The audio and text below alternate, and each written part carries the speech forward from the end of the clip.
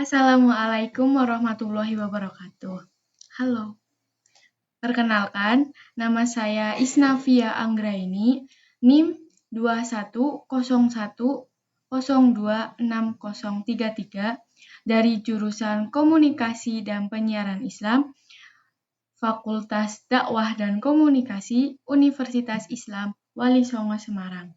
Di sini, saya akan mereview atau meresum mata kuliah pendidikan dan kewarganegaraan dari pertemuan pertama sampai pertemuan ke-8.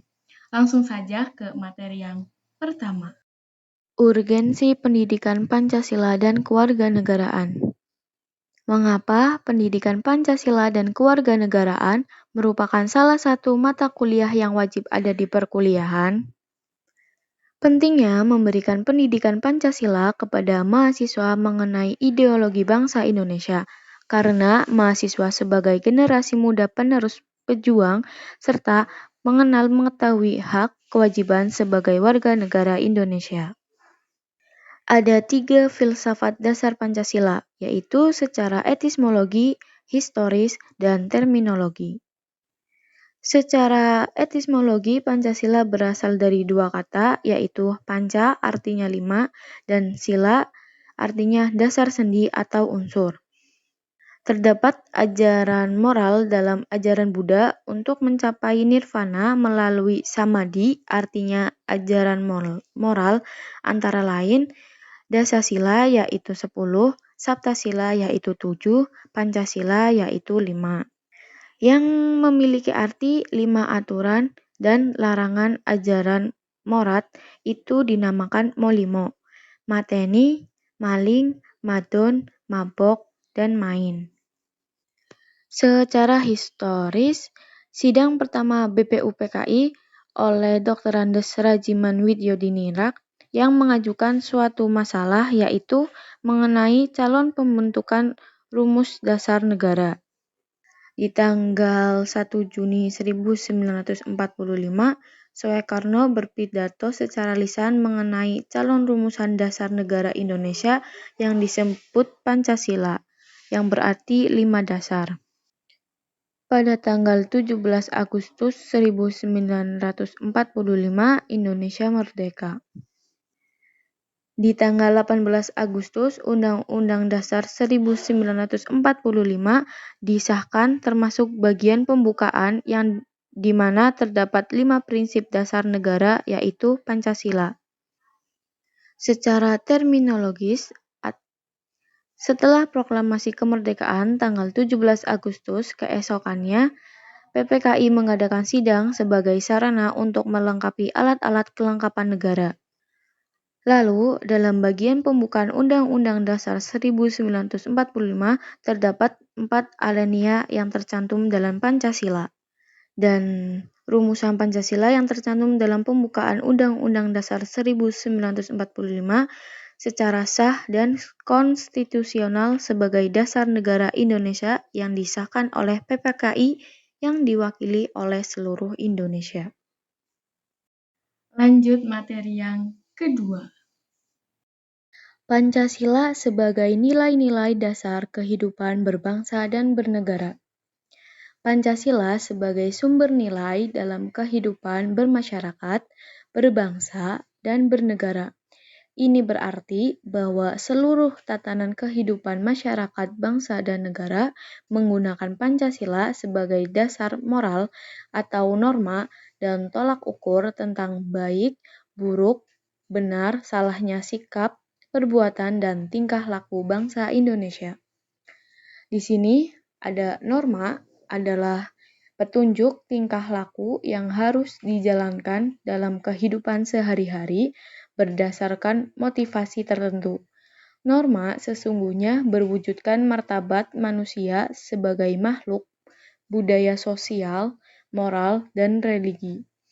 Norma merupakan perwujudan dalam norma agama, norma filsafat, kesusilaan, hukum, dan norma sosial.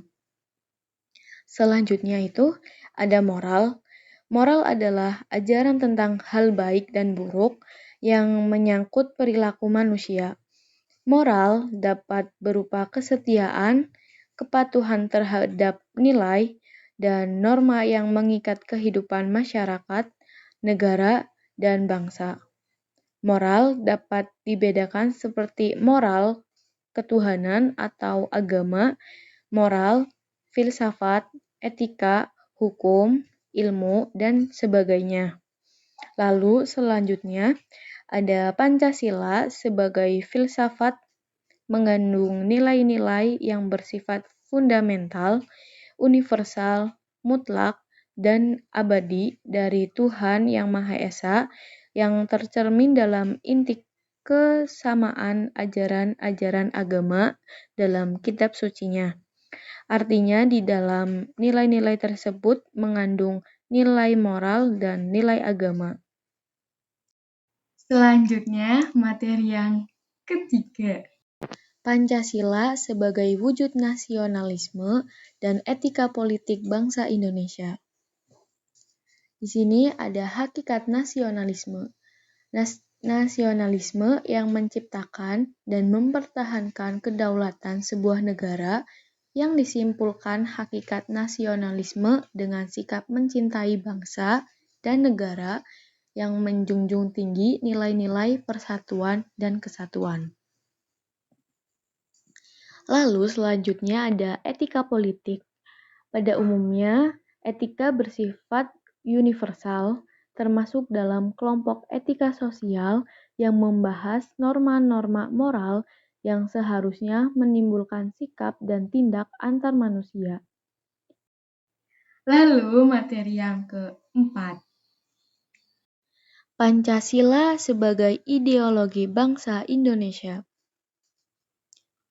Pengertian ideologi merupakan hasil pemikiran yang isinya mencakup nilai-nilai tertentu demi mencapai sebuah tujuan tertentu yang ingin dicapai. Dan makna ideologi adalah sebagai keseluruhan pandang, cita-cita, keyakinan, dan nilai bangsa yang secara normatif perlu diwujudkan. Ada juga fungsi ideologi sebagai struktur kognitif serta orientasi dasar yang artinya membuka wawasan dan menunjukkan tujuan.